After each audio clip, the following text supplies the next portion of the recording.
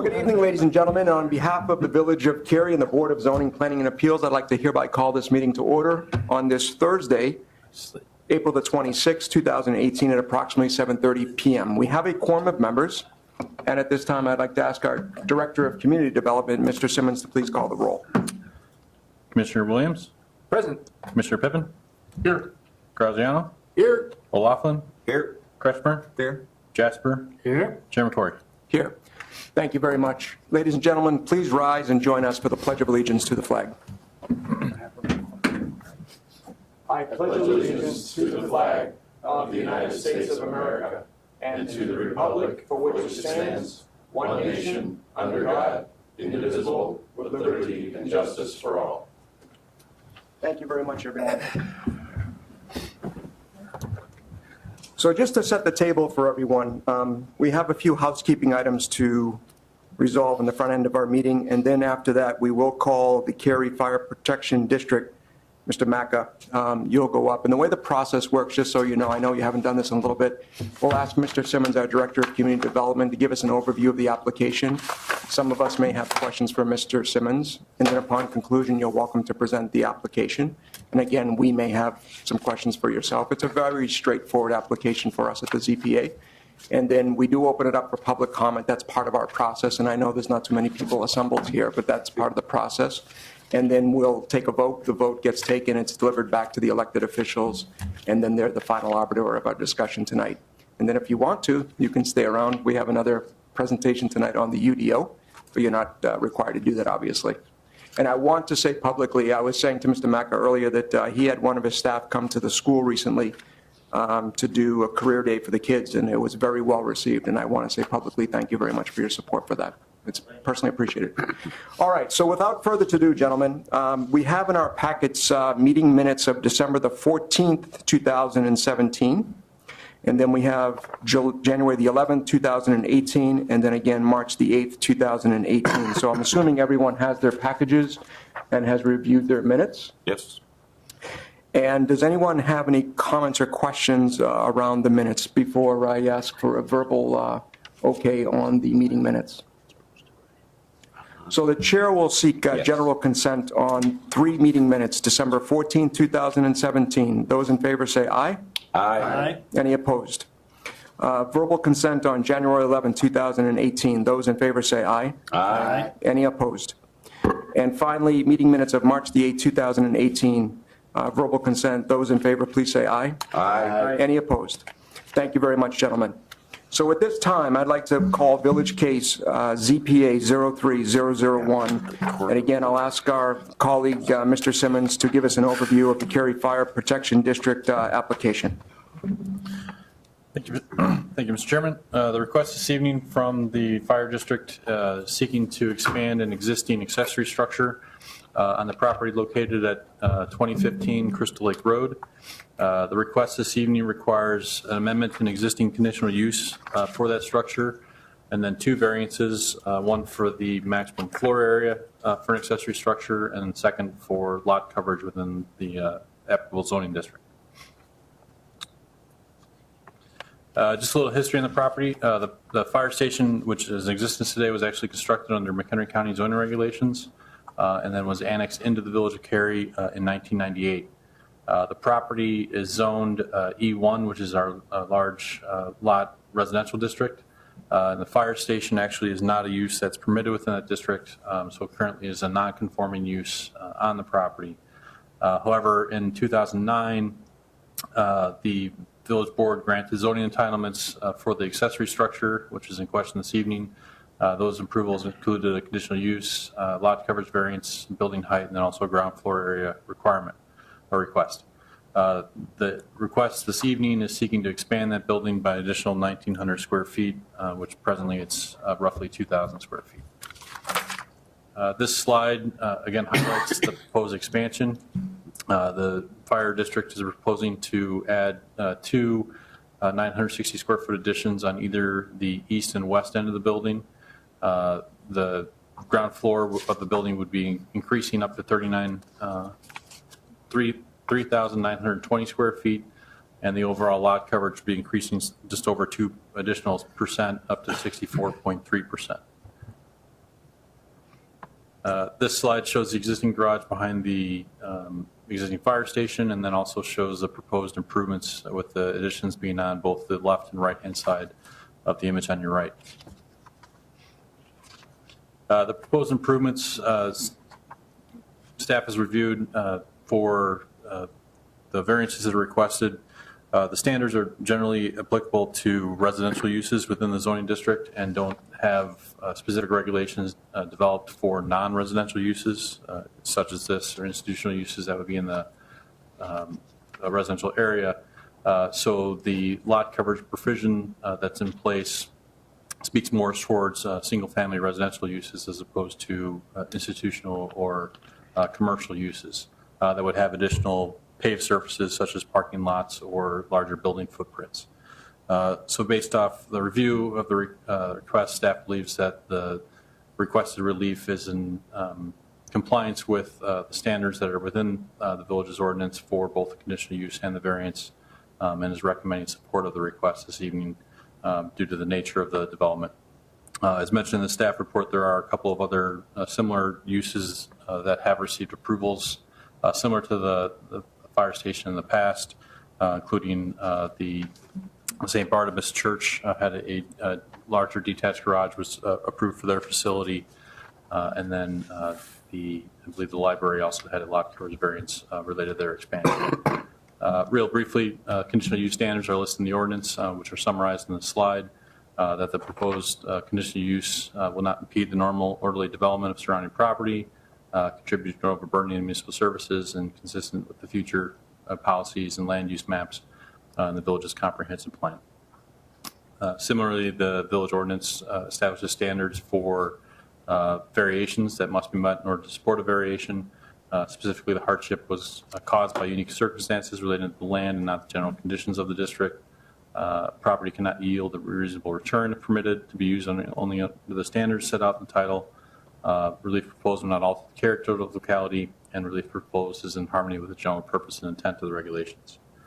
As mentioned, staff believes that both the conditional use amendment and the variations that are being sought this evening comply with those standards. Therefore, is recommending, if the ZPA concurs with that recommendation, recommends approval of a motion to approve a conditional use amendment for an accessory structure, variance to increase the maximum ground floor area, and variance to increase the permitted lot coverage for the property located at 2015 Crystal Lake Road, subject to the conditions that are listed in the staff report. Thank you very much, Mr. Simmons. Gentlemen, questions for Mr. Simmons? I just have one, basically. We talk about this being a non-conforming use in a residential area. What zoning district could it be put into that would maybe get rid of some of these ideas? I would say we have certain folks here that might tell us that we're going to change that. Yeah, from the development, the history of this property, since it was zoned prior to being in the village of Cary, when it was annexed in, it was designated as the E1 district. The E1 district doesn't allow for institutional uses, so fire station, police station, village hall type facilities are not actually allowed in that district. It could be rezoned to another residential district that would allow it, like the R2 district, or the code could be modified to allow that use to be permitted within that district as well. Yeah, I was just thinking with the, obviously being in a residential district, we have really tight standards on sheds and accessory buildings and all that other stuff, whereas in even a business or commercial district, we wouldn't have quite so many restrictions. Correct. I believe as part of our upcoming UDO process, we're updating our regulations those regulations may change towards this type of request, so that it would have different requirements for a non-residential versus a commercial use that might be within a residential district such as this. But if it's a non-conforming use, it gets all mixed up in my feeble little brain. So there may be other modifications to allow that use to be a permitted use or conditional use within the existing zoning district. So there might be other modifications that would allow that use this existing use within a residential district as well. Okay. Well, maybe further to that, Mr. Graziano, in our second or third discussion tonight, will we be reviewing that as part of the UDO? Is there any anticipation of maybe classifying this differently in the new code? I can look back to the history of what we've previously reviewed. Tonight's discussion was not focusing on the land use table, but we can definitely revisit that and see what that was. That be acceptable to you, Mr. Graziano? Well, yeah, sure. Okay. I just thinking of other possibilities to make this less And more conforming than non-conforming. Sure. And I would like to only further Jim's question just a little bit. Now, when we look to I love my sense of direction. When I look to the west, we have the power lines as well as the school. What zoning districts are they? They are the E1 district. They are also the E1 district, okay. And then my only other concern, and it's not even a concern because I know where you've said we've done this type of thing in the past. I have, and I drop my son off at the junior high every morning and I should pay attention. But in my own opinion, if I'm not mistaken, any excess water is going to end up going into the big field where the power lines are anyway, so we really don't have a pervious issue here because we're going to have runoff that goes where it needs to go, correct? Or is the topography, I didn't look at the topography. So Yeah, there actually, in this slide, you can see there is an existing detention basin, which is just to the east of the proposed building. It's rectangular in the. Oh, there is a detention basin. I was looking online, I didn't see it here. So that would, any improvement here would need to comply with the stormwater ordinance. Of McHenry County. Right. Yes. And then if there's adequate detention in that facility, would be able to accommodate that. But I'm still under the impression that we would be able to look at any excess water would most likely end up in a field as opposed to flooding somebody's neighborhood because we're looking at a huge swath of power lines and then we're looking at, well, the actual water station sitting right there as well. Correct. So- And yeah, there you have a actual existing pond that separates this property from the existing homes to the east as well. Right. Okay, thank you. Anything else, gentlemen? All right, so Mr. Macko, because I think I was mispronouncing your name. I have a friend, Jeff Macker, back in Boston. It's a true story. And so my apology for So it's Macko. Got it. So at this time, we'd like to ask you to present your application or if anything further to add from Mr. Simmons' comments. So if you wouldn't mind just approaching the podium.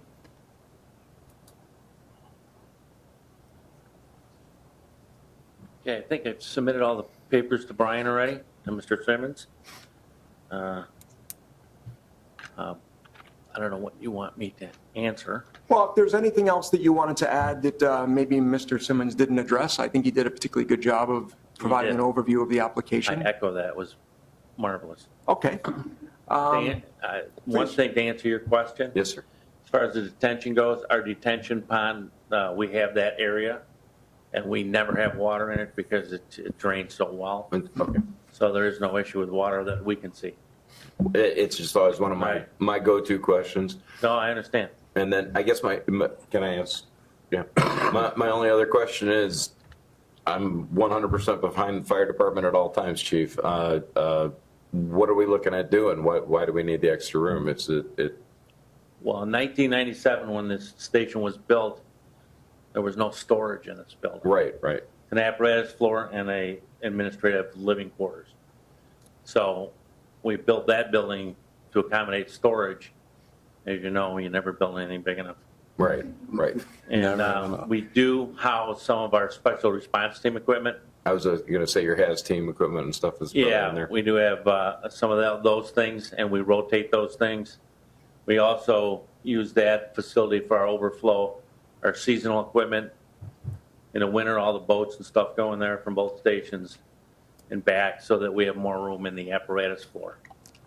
It's just space is limited, and we need space for supplies. Especially since Station 1, you're really limited. Yeah. Okay. Thank you, sir. Gentlemen, any other questions for the chief? I think Frank might have one more. You only got 2 go-to questions. Well, my second question is, has the fire department reviewed this and felt that it's necessary? Yes, it has. Is that the question you were hoping for? That's it. I didn't figure I had to ask the chief that question. What about comments from The neighbors? Any comments from the neighbors?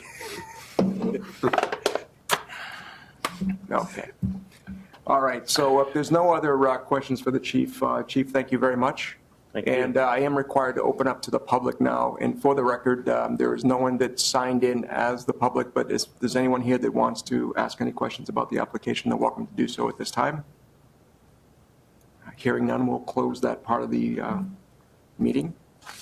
So gentlemen, do you have any other questions about this particular request? Okay, hearing none, the chair will entertain a motion to recommend to the Village Board of Trustees approval of a conditional use permit amendment for an accessory structure variance to increase the maximum ground floor area for an accessory structure to 3,920 square feet, and a variance to increase the maximum permitted lot coverage to 64.3% for the Cary Fire Protection District Station 2. So moved.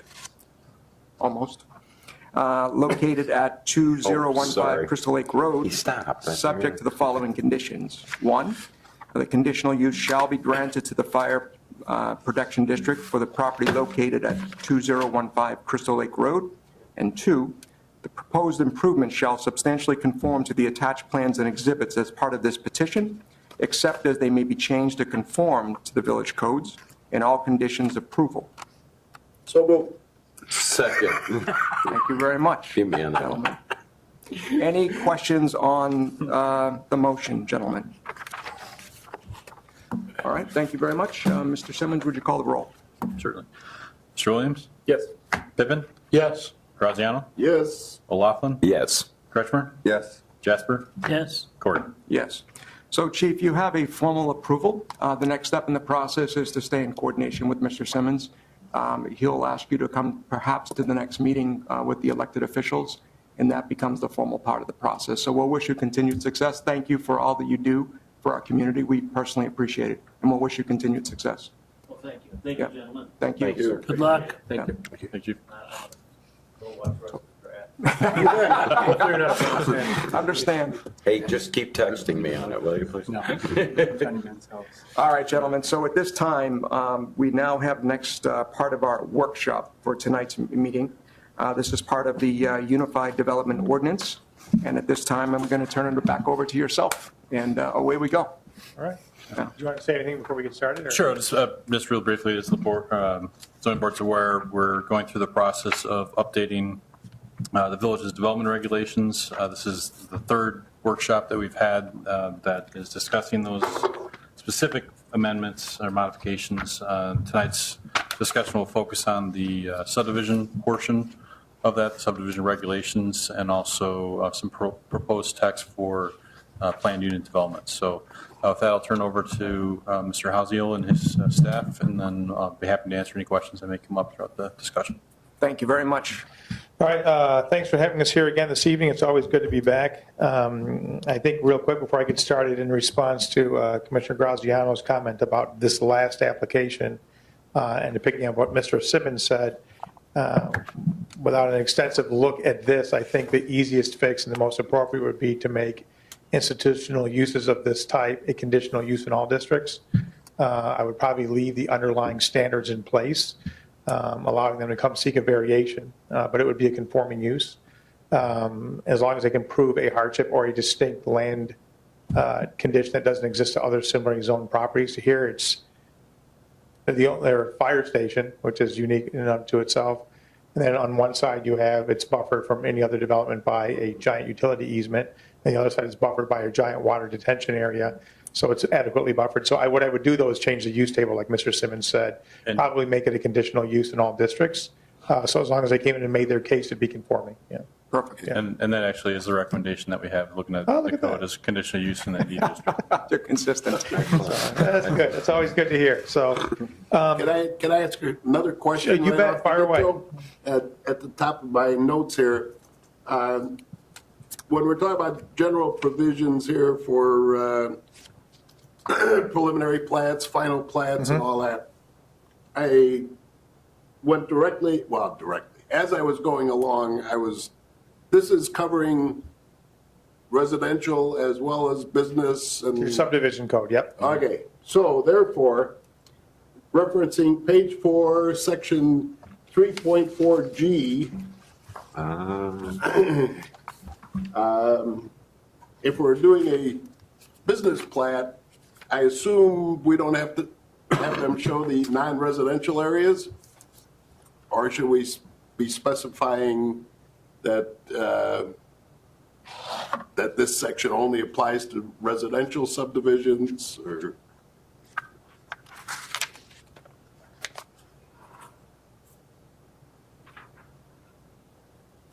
See, areas other than those listed in subsections B, C, and D, and that's the layout of streets, layout of alleys, and layout of total number of lots with dimensions, if any, intended to be dedicated or reserved for non-residential purposes indicated in each of the approximate acreage.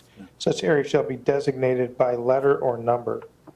I don't think it's, Is that obvious that, it may be obvious, but it doesn't, it's just another hurdle. It's not even a hurdle, it's just something they have to indicate on the plat. If it's a commercial or non-residential development, it would be indicated anyway, but it would also require that in a residential development, if there's a non-residential component, they have to call it out. So it's. Yeah, an example of the project that would be under this would be the Westlake subdivision when it was originally approved. Right. Had a residential component in the rear of the site, and then also had 3 parcels that created Three Oaks Road that were commercial in nature. So the plat of subdivision in that case okay, had so both that was residential. all part of Right. Westlake? Correct, Okay. yeah, Right. that would be an example where that paragraph applied. Right. Okay. All right. All right, so let me just follow up first by saying this. I love questions like that. And I love questions like Mr. Simmons has been asking us prior to the meeting, because it lets me know you are reading what we are giving you, and that is music to my ears. So I can't tell you how many times I come into a meeting, and as I walk up to the podium, I look up there and members have their pencil and they're cracking open their manila envelope. That is not the case with Yeah, this no, meeting. and trust me, I'm not being facetious when I say I like that. So there's 2 things we want to go over. So in the past, we've gone over 2 of the most substantial pieces of UDO, and that is all the districts and all the district standards and regulations, use tables, bulk standards, height, lot coverage, everything else. And then the other section that we've gone over in previous months has been the design and development standards, landscaping, parking lots, loading, all the design parameters. So those are the 2 biggest pieces. The next pieces that we've delivered 2 of them for your review. And one of them is the subdivision section, and that is not zoning or the use of property, but rights of way, cul-de-sac radii, all the different things that govern sort of the subdivision of property, whether it be residential or non-residential property. So that's this chapter, chapter 6. The other piece that we have submitted is the plant unit development procedures on the ordinance section. There's a few things in there that I specifically want to talk about with you. There's some things that I think merit further consideration with this group and staff to get your ideas on. So I think first, any preference as to which one we handle first? You're saying chapter 6, but we're calling this title 16 subdivisions, chapter 1601. Yeah. 6 versus 16. Well, when we come in here, there's we'll follow along with your initial with your existing municipal code to make sure all the nomenclature is correct throughout. So as we piece together these sections, we may have to go back through to make sure all the sections are worded consistent with your municipal code. So I wouldn't pay a whole lot of attention yet to the chapter and titles. Okay. It'll be consistent when we drop it in and finally organize it. We'll start from the very first one all the way through the second, and make sure that every paragraph of that 100 and some odd page document is all sequenced the way it needs to be sequenced. We think we've got it right, but some of the stuff may have to change when we're done. So with regard to your question, you're welcome to approach this whatever way you. Okay, well, we'll do the subdivision first, since it was sort of the first thing that we chatted about. And the easiest way to go through this may be literally to see if there are any questions to this. Again, I can go through it pretty quickly. There weren't a whole lot of changes. It looks like it when you look at the red line version, because in order to clean it up, we have to make a lot of changes. Right. But in terms of substance, there aren't a whole lot of changes other than cleaning things up. So We've moved things into the definition section. We've deleted some stuff because it's now addressed in the PUD ordinance. I'm trying to find some of the key things that we've looked at. Some of the things that we've zeroed in on is block standards, which is section 2, so chapter 16.03, requirements, transportation, circulation. We've put in there new standards for block standards. The existing block standards you have now are pretty excessive in terms of length of block before intersecting streets is required for new subdivisions. Previous ones for lots of greater than 100 feet in width was 1,200 feet in linear feet. We changed it to 800. And then for lots of less than 100 feet linear width, we changed it from 900 to 500. These are more in keeping with walkability scores and index scores for what makes a neighborhood a little bit more traversable, as opposed to these super blocks that are 1,200 feet long before there's an intersecting street. So we've changed some of the standards, and this is consistent with a lot of the stated objectives in the comprehensive plan as to how to make the residential neighborhoods a bit more navigable, bikeable, walkable, livable, as opposed to having this developers coming in and just dropping in these streets and just go forever before there's an intersecting street. So that's a new standard. We've revised those standards. The other thing that we did, and Jackie, the standards on it's the one on, it doesn't eliminate cul-de-sacs, but it gives you now a new block score, if you will. You know what I'm talking about? Yeah, the connectivity index, so it would still allow cul-de-sacs. Yeah. Make sure that the number of nodes and so the number of the block length and then the number of intersections is higher so that it's more easily. And which section is that by number? Just so I can point it to their attention. Or by page at the bottom. Yeah. Because it's a whole new section that we have written for you guys. We go to section 4, pedestrian way standards. Should be. Did you say section 4? I was just reviewing it before the meeting, and I should have marked it.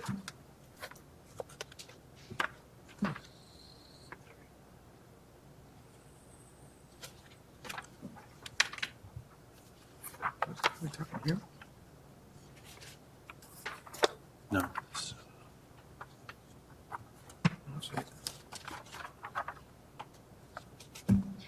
Page 8, paragraph C. Now, do you have the red line version? Yes. Okay. So it's, the street network pattern shall be determined by topographical There it is, features, thank you. basic street system and traffic pattern, lot depths and areas designated for the public and other non-residential land uses, but shall meet a connectivity index not less than 1.2. Right. Page I think you 9 got a of 20. different page 8 than I Page do. 9. We do? Yeah, page Oh, that was page 8. Yeah, but What's the section? Page 8, it was section 2, paragraph C, Oh, section 16.03. block standards? So Brian, I'm not Oh, sure. I mean, it's Okay. You here? So page 8. Or was it? Yeah. Right, so it's, right. Okay. And the reason we're doing that, again, we're trying to codify planning initiatives or quality of life initiatives. The same way we're changing the block standards is a lot of communities are putting into place, they don't want to see cul-de-sacs. They actually say new subdivisions can't have cul-de-sacs. That's tough. Depending on, you know, maybe the farm that was acquired and the new subdivision is going in that property, or there's a creek that cuts through it, gives you a weird geometry. But by having a connectivity index, you can still have a cul-de-sac, but it still puts preference on more of a grid system with intersecting streets. It doesn't have to be an exact, exact straight grids every so distance, but it makes sure that there are different ways of going out. So the problem is on a major arterial, you'll have one road going into a subdivision, 100 homes, and they're all on cul-de-sacs. So everybody's trying to get out of one point onto the local collector street. And this provides a score, if you will, for the subdivision layout where you can still have a cul-de-sac if you need it to go in or you want them to go in, but it can't be a subdivision of all cul-de-sacs. It prioritizes connectivity of a street system as opposed to everybody living on a cul-de-sac. And so We think it's a much better way to go going forward. So we've codified that as well.